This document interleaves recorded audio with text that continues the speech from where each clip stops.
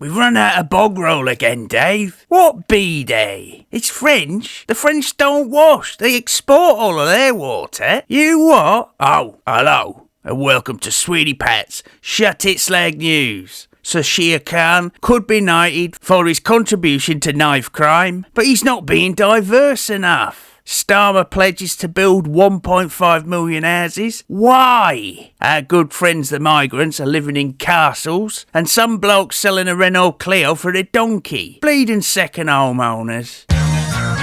You slag! You slag!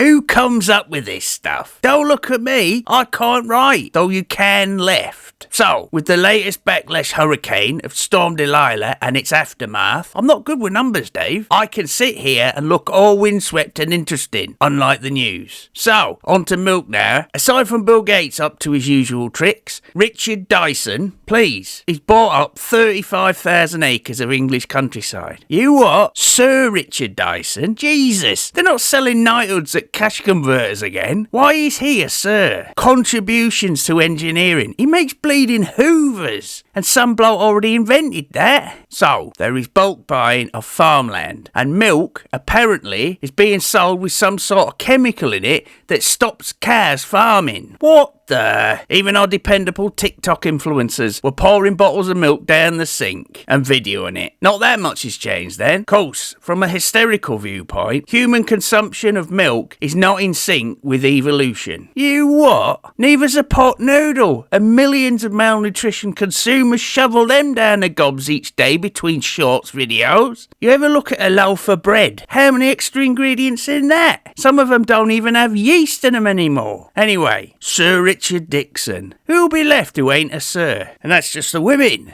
You what, Dave? Arise, Sir Sweeney Pat. Yeah. Then again, I'm seldom soft. Speaking of sirs, Sir Khan could be knighted for his contribution to knife crime and the slurrying up of everyone's favourite politically centred ghetto. A place we were once so humbled with, we even called it London Town. Starmer, on the other hand, wishes to remove the slurry and pledges to build 1.5 million houses in the racist countryside. Why? But until then, our good friends the migrants are living in castles, no doubt provided by the National Trust. Net zero hero Sir Keir Starmer, another one, self-professed, is planning to remove any environmental red tape that will hinder the building of 1.5 million identical plasterboard death trap dolls houses on prominent greenbelt land. This red tape currently includes special protections for things like bats, newts, badgers, probably. Oh yeah, and I would probably say the birds and the bees. Anywho, silly Starmer, the conflicting anti-conservative, is happy to kill huge parts of the British wildlife to build some houses we don't need. Clan. On a similar topics of pigs that fly, I was thinking of that joke about the former Fringe Conservation Prime Minister, BJ Bodge, and the giant tunnel they started to build underneath nature, but it didn't get finished because of red tape. Of course, the truth is, it's secretly a giant burial site for all the natives. I mean, what's that place in Australia? Oh yeah, Ayers Rock. That's just a giant pile of Aborigines with a blanket over them. The HS2, same thing. It's just a bit more high-tech. So, Dave, why have you put a picture of Mick Dundee up? What do you mean that's the only picture of Australia you've got? Never mind.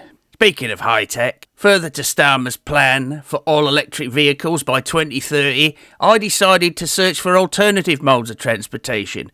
So I looked on Auto Trader, and there is someone selling a Renault Clio for a donkey. Think of the saving. If you are looking for a piece of shit that won't work in 6 months' time, then forget all electric modes of transport. Just buy one of these. Just 19 careful owners. And the best thing about it is the car is already built. Now that's recycling. Oh, Jesus. Dave, who is that?